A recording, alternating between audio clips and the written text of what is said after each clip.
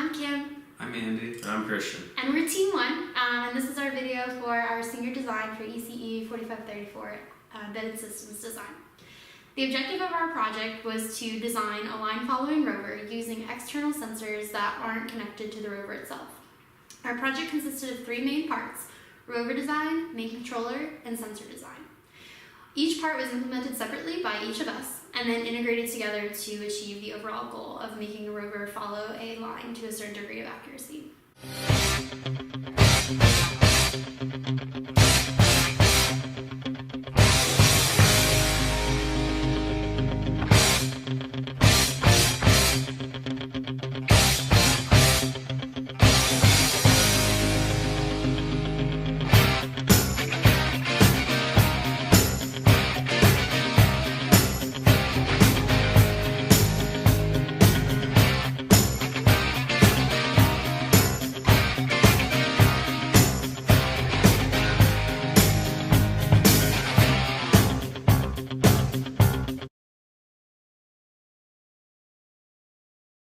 I was responsible for implementing the rover portion of our project.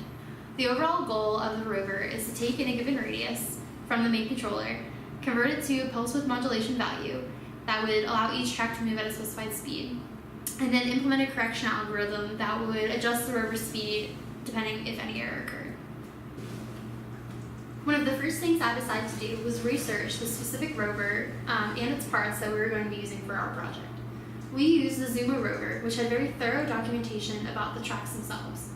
Once I completed my research, I began implementing my design. The easiest way to find a correlation between speed and something retrievable from the rover was to use the encoder values from each individual track. The encoder values were in the form of a square wave pulse that's period increased or decreased depending on how fast or slow the rover was going.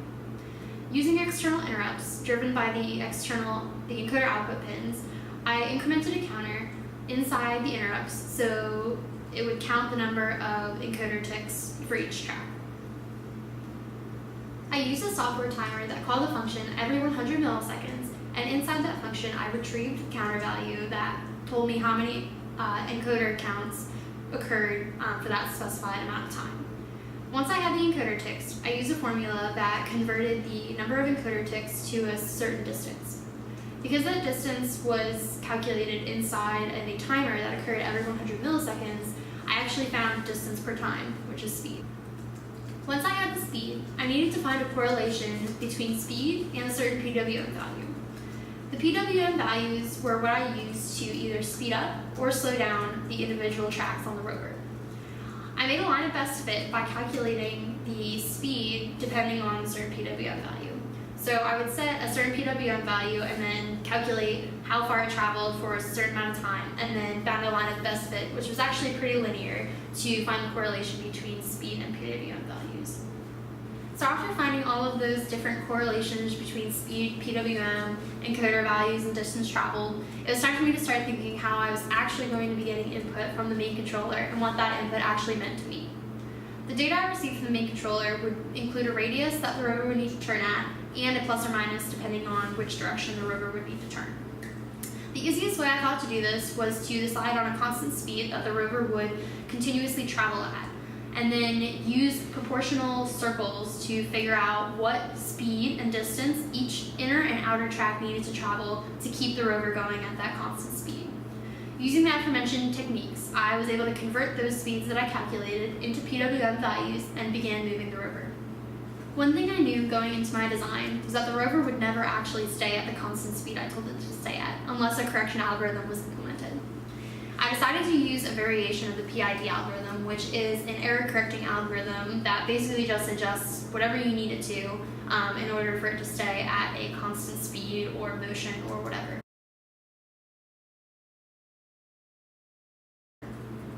The correction algorithm allowed my part to be robust in the sense that whatever surface the rover was moving on, whether it be smooth, bumpy, rigid, anything of that nature, the algorithm would adjust based off of the speed that the rover was actually going at and the speed that it should be going at, calculate the error over time and the current error, and make adjustments to the PWM that way. So it was robust in the sense that it could adjust for basically any type of surface that it was on and still keep it going at the same constant speed by making those adjustments. I was responsible for the sensor portion of this design project, and I used 4 ultrasonic sensors in order to calculate the position of the rover on the table.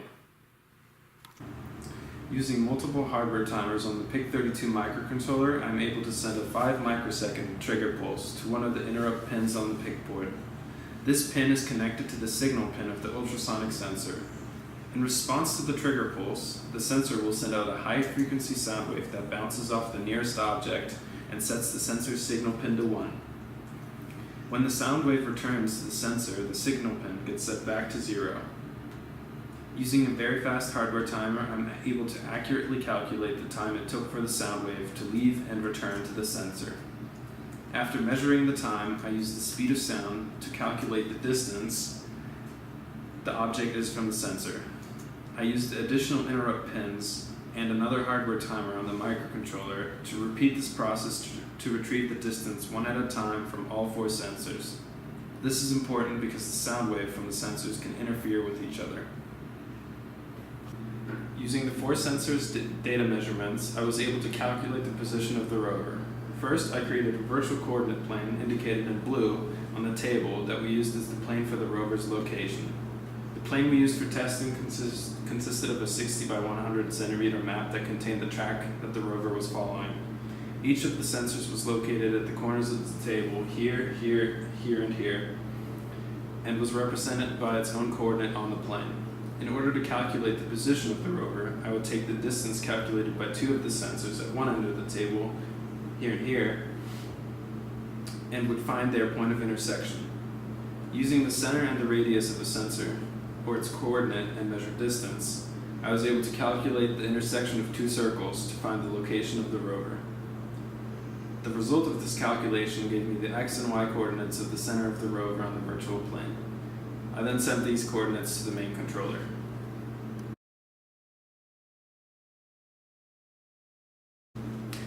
There were some limitations that I had to deal with by using the ultrasonic sensors. One of the biggest issues with the ultrasonic sensors is that I had a big problem with locating the rover on the table depending on the angle it was facing. So I solved this problem by building a cylindrical frame around the rover. I used wooden supports and construction paper to build the frame and put it on top of the rover and use the frames to prevent it from dragging on the ground or dragging on the tracks themselves. I also had to account for the radius of this cylinder and added the radius of that to the distance that the sensors were calculating.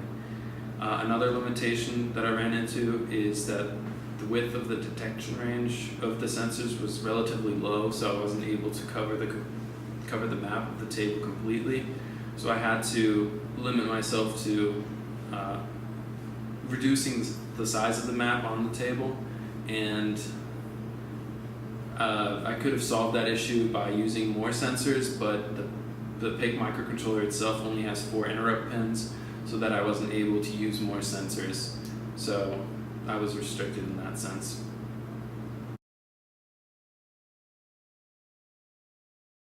I was responsible for the main controller. The objective of the main controller is to keep the rover following the line of a predetermined map by receiving the rover's current position from the sensors.